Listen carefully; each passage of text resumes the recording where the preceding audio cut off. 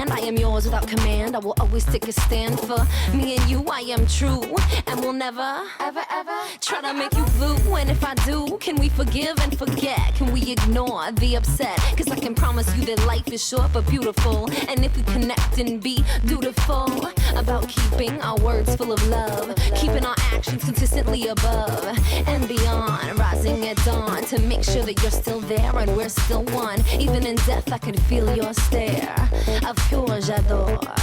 You are mi amor. You make me think that love is what life is for. When you are here, I'm okay. I'm glad I'm coming home.